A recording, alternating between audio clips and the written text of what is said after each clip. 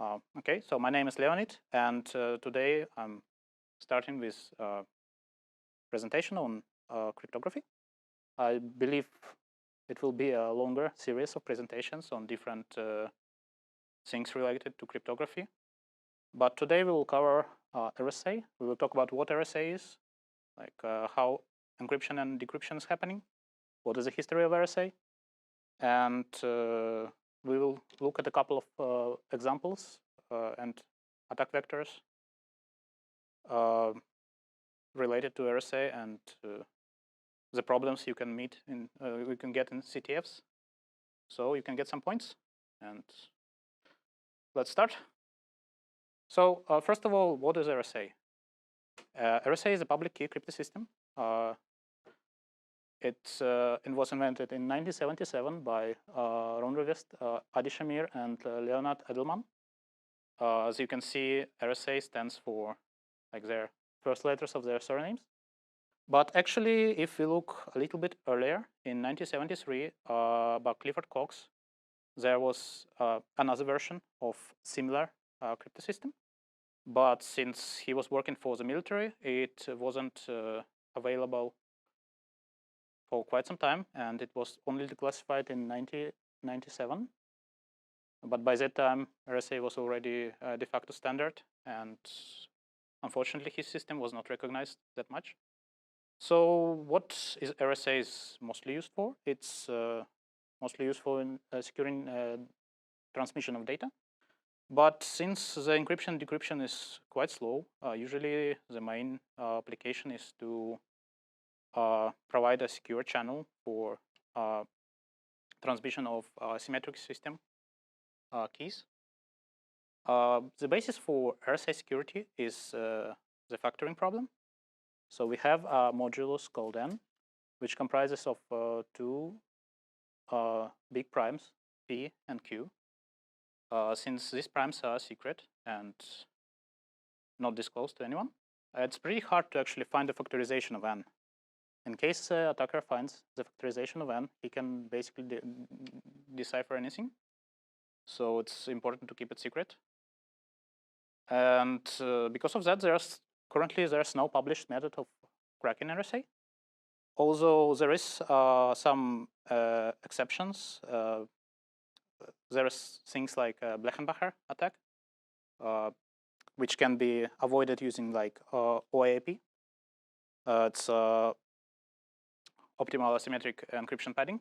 But in course of this lecture, I think it's too advanced for this presentation. And maybe in the future, if the topic is interesting and people would like to hear more, I will specifically cover this topic in one of the future lectures.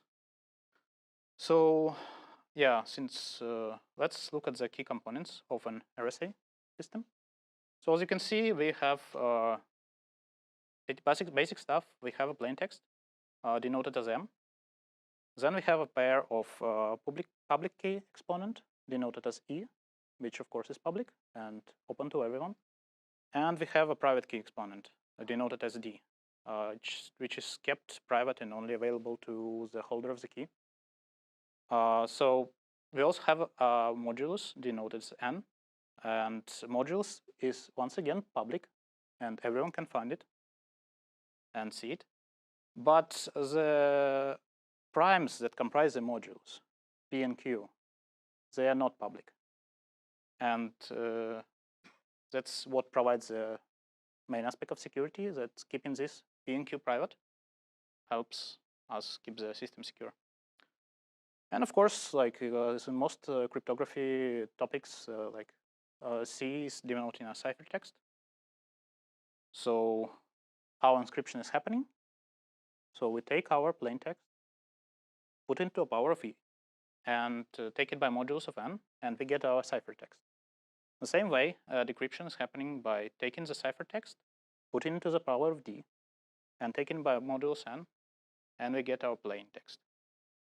So of course, E and N comprise a public key pair, and D and N comprise a private key pair. Okay, so let's talk about key generation. And important thing to note here, as you can see, there is some numbers.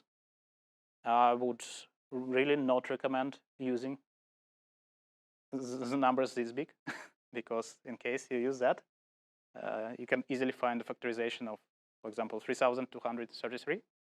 So in real production system, you definitely need to use something bigger. But for the purpose of like demonstrating the algorithm, it's easy to understand. It's visual, so we make this exception and use smaller primes. But you can see definitely that both 61 and 53 are primes. So of course, first step of the algorithm is choosing two, well, in this example, not large, but primes. Then we compute our n modulus by multiplying the primes. So in our case, it's 3,233. And then we need to determine our public key exponent, E. For this, we can use Carmichael-Tocqueville function.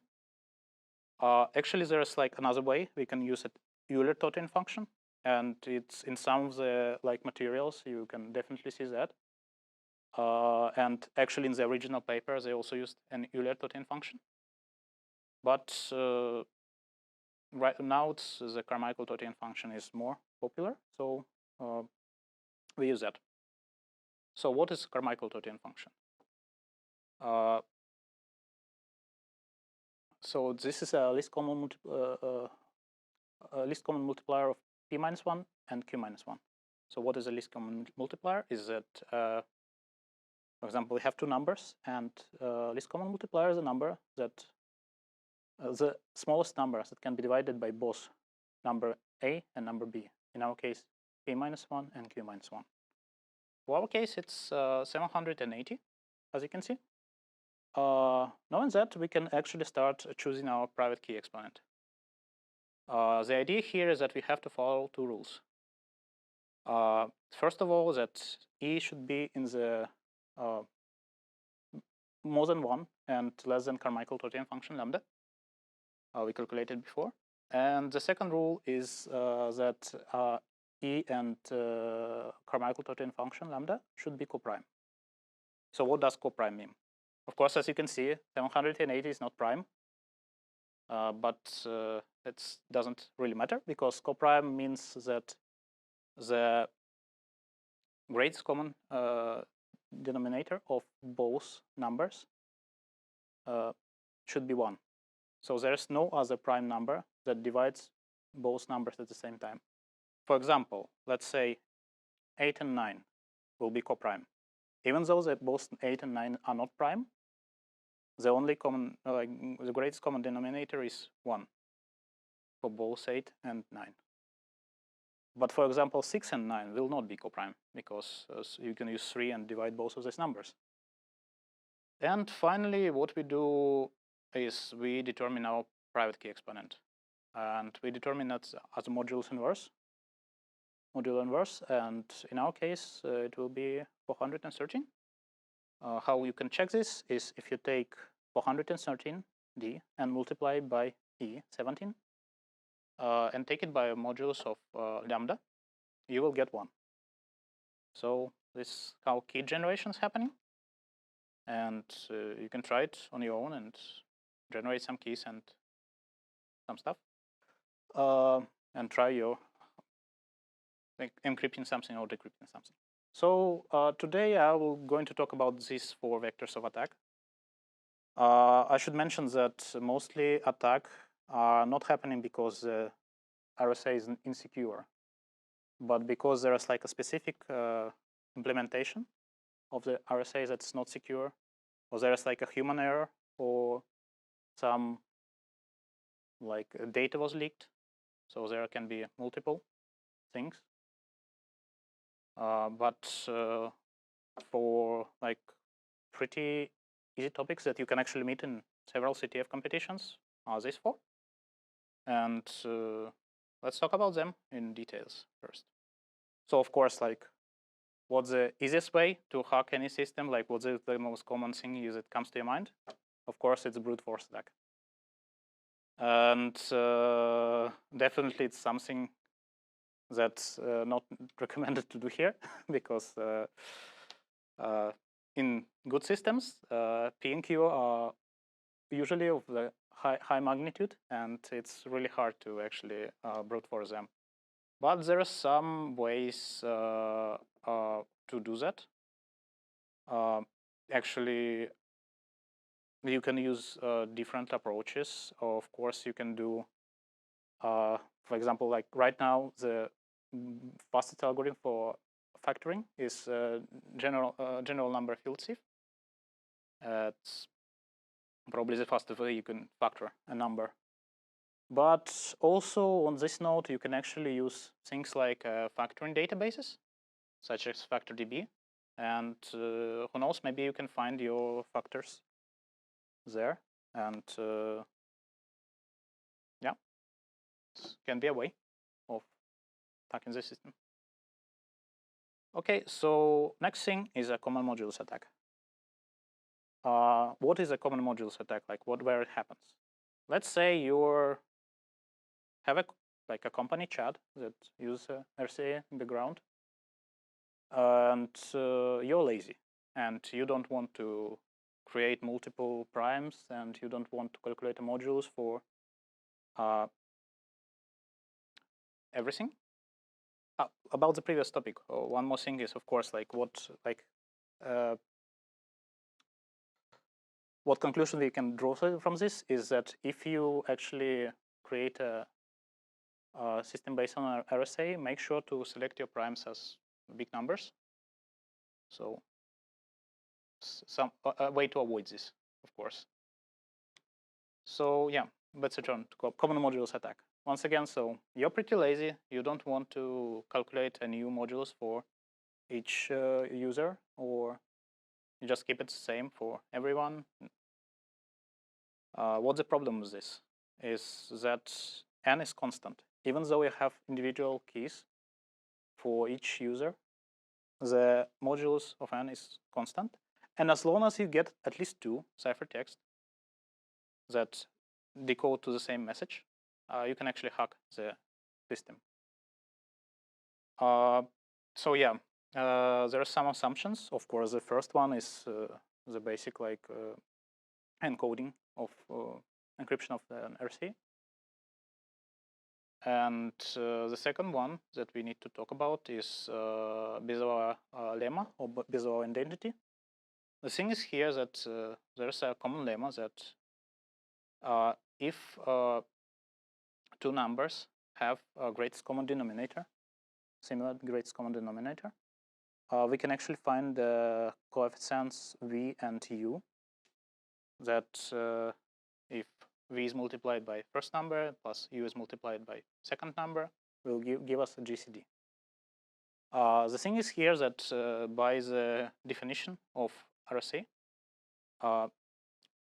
different keys should be coprime, so the GCD is 1. And for this to work, we need to actually have one of the ciphertext coprime to n as well.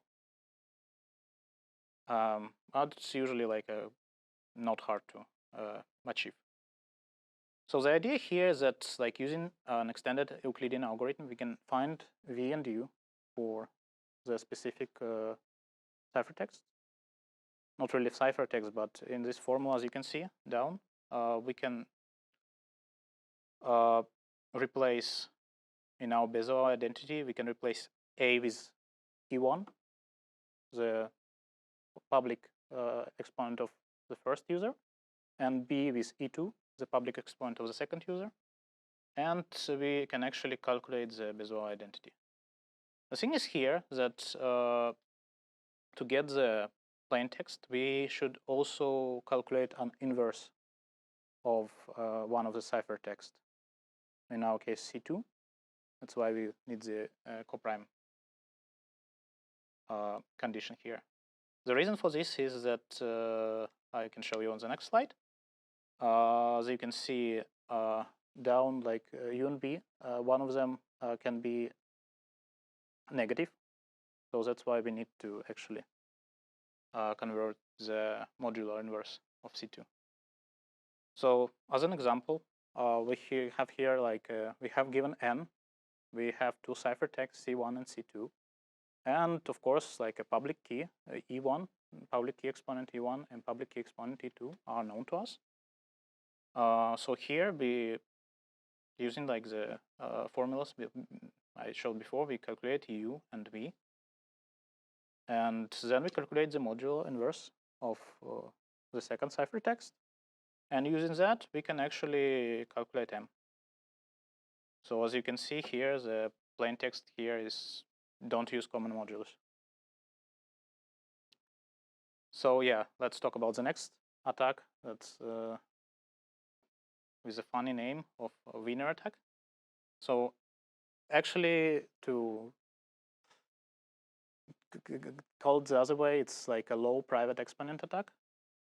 So the main idea of this attack is that attacker can easily recover D in case if it's like too low, and it should be really low because it should be 1/3 of n in 1/4 power 1/4. So that's like something like maybe really small. Usually in this case we have a pretty big E public key exponent, so we can find this pretty easily. Of course, if we're talking about things like maybe 5, of course it would be easier to brute force it, but it's not always the case. There might be a higher exponent. And yeah, so how is actually, well, how we can prove? This is like a short proof of the theorem, but let me discuss this a little bit. So as I mentioned before, we have our Carmichael-Totin function, which can actually be mapped to Euler-Totin function. So as you can see, the mapping here is that, and Euler-Totin function is p minus 1 multiplied by q minus 1. So in this case, the Carmichael-Totin function can be mapped using like the GCD of p minus 1 and q minus 1. And we get the equation in the middle, p minus 1 multiplied by q minus 1 divided by g. And g is, as I mentioned, GCD. And from here on, we have, we can say that because E and Dn are congruent, and we should get 1 if we multiply one by the other, we can actually rewrite the equation and introduce a number k. K is a number that's multiplied by Carmichael-Totin function lambda, will actually help us get the result we want. The idea here is in the formula in the second row, we can replace lambda with the previously p minus 1 multiplied by q minus 1 divided by g. And we do another substitution. We assume that small k is big K divided by GCD of K and G, and small g is big G divided by GCD of K and G. And we input it all into our equation. And here on the fourth row, we get a new equation, which provided some mathematical manipulations. We get, in this case, we divide by d multiplied by p multiplied by q. In the end, we get E divided by PQ and K divided by DG multiplied by 1 minus delta, where delta is the equation on the right here. And it's actually, it can be proved that it's pretty small and insignificant. So ideally, we can assume that E divided by PQ is slightly smaller than K divided by DG. And of course, on the right side, E divided by PQ, we know everything, since it's P by Q is N and E is known to us, of course, because it's public key exponent. And on the left side, we have our D, the private key exponent. And with some approximation, we can actually decide where the correct D lies. So as an example for this, we can take the following. As you can see, N is 90,581 and E is 17,993. What we could do next is we can find continuum fraction expansion. Of course, it's not presented here, but you can either use a script or even just write it in Wolfram. This way, we get the following series, and from there we can start to assume what the K and D might be. So of course 0 is not interesting to us, but we can take 1 as K and D as 5, the next thing in the series.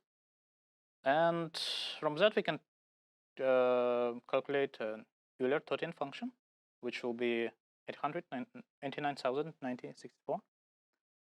And using this, we can actually look at a quadratic equation by the following formula. In the end, since we know the Euler-Totin function and we know n, we get the following quadratic equation. And if we solve it, we get two roots, x1 and x2. So these two roots, we can think of them as our p and q. So the next thing we need to do is to understand if p and q is multiplied to n. And as we can see at the bottom, yes, it does. So as you can see here, it's the d is indeed 5.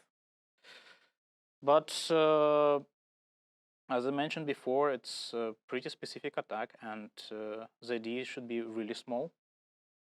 So it does not always work, but it can be used. So what the lesson from this is that if you try to implement a system with RSA, try not to take too small of a private key exponent, and yeah. So the next thing is RSA signing. So sometimes the RSA system is used not only for transfer information, but for example in signing. It's actually the process is reverse of traditional encryption and decryption. For example, we can send a message to some party, denoted as M, and what that party does is that it signs the message with their private key, and basically they encode it with private key instead of like a public key. They use a private key and return as back to us. So knowing that since the public key is open, we can actually decode it and see if the message is the same. This way we can at least prove that the party we are communicating with does have a private key of a person that should have it. So it doesn't prove that it's the same person, but at least, yeah, they have their private key. And another thing is blind signing. There are cases where we don't want a specific party to know that we are signing something. For example, let's say voting. No one wants to know what party the person is voted for, so it should be private. So in this case, we introduce something called a blind factor, and we do a mathematical operation with it on M, and we create a modified message that can be later sent for signing. In this case, since B is not known to anyone, the person can't read the initial message, but he still can sign it and return it back. Yeah. So in this case, they return like a modified signed message, and that's it. But that's actually the thing that's interesting to us here, because there are some CTFs. As a CTFs, we can have the following problem. I know it was on a couple of CTFs in 2015, and I think on Volga CTF in 2019. Let's look at the following. You can see the illustration at the bottom. So we have a system we can communicate with, which has two functions: to sign and to verify. Basically, what sign function does, it's you send the message to it and signs it and return to you a signed message. And what verify does is you send this signed message to verify. If it's correct, it returns you a flag. Let's say you want to send a cat flag txt command to verify. It's all well and good. You can actually send anything to verify. It doesn't complain. It will just read it and do whatever it says. But the problem is, sign will not accept anything like with cat command or something else that have it like in plain text. So if we send our if we send our message M to sign, it will decline to sign it and don't do anything. So what we actually do is we use the blind signing, as I mentioned before. The goal here is to obtain like an S. Let's say our plain text M is like cat flag txt. We need to obtain an S, a signed message from this M. As you can see, to do that, we need to the person to sign it, or the other party to sign it. What we can actually do is we can create a modified message. We take our original message M and multiply by R in the power of E. And R in the power of E is like, R is a random number, we know it, but no one else does. So we calculate a new message, modified. So it's definitely not going to be a cat flag txt after we do that operation. And we send it to sign. And since there's like no command in plain text with cat, it's not going to complain. So it signs the message and return back to us. So here, as you can see, we can actually get the signed message. And since we know R, we can divide the signed message by R. So as we know, the signed message is will be R in the power of E multiplied by M. And all of this is in the power of D. If we open the brackets, we will get R in the power ED. And as assumption of RSA, E multiplied by D will be 1. So here we can actually get rid of R on both sides, and we get our plain M message, initial message already signed. And we can easily send this to verify and get our flag from the competition. So yeah, that's it for today. Just talked about a couple of approaches we can use to complete challenges related to RSA. And yeah, it's pretty simple, but at least you get some points if you use this in a CTF. There's usually some beginner challenges for this, or like elementary, like beginner level. Yeah, so in the future lectures, I will probably cover another like approaches, and we'll talk about other things besides RSA. So yeah, any questions?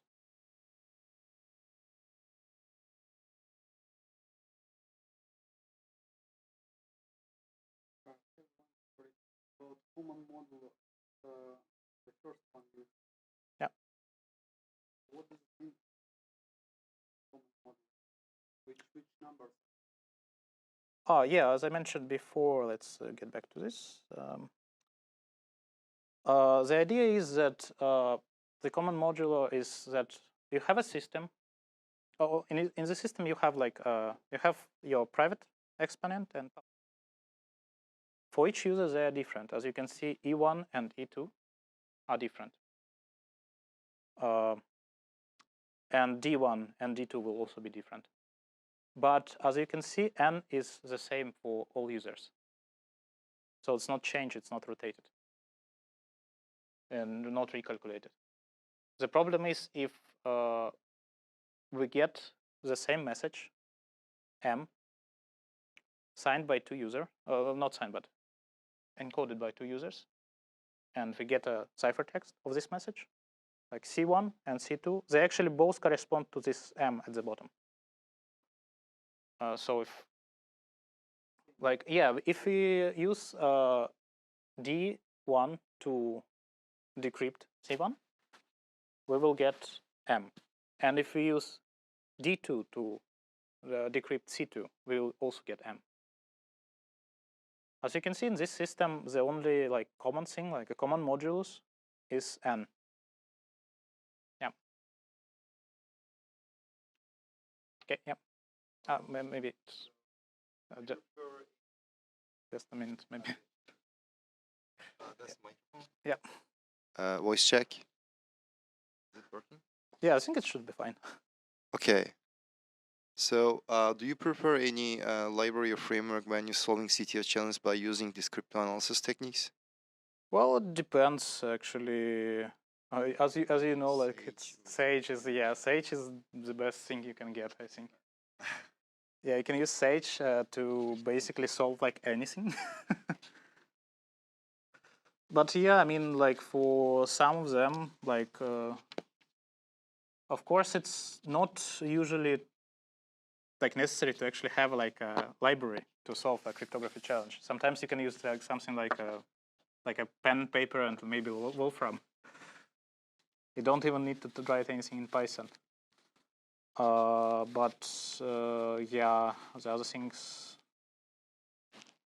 There's actually a good library for like Wiener attack. I don't have a link right now, but you can find it on GitHub. I used it a couple of times to solve like Wiener challenges. Yeah, but yeah, Sage is probably the one that like everyone is using. Yeah. So any other questions?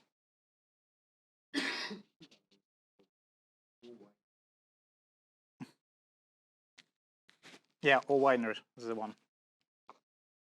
So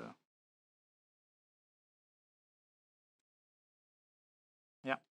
So if there are no other questions, okay. So I think we can finish with this presentation. Okay.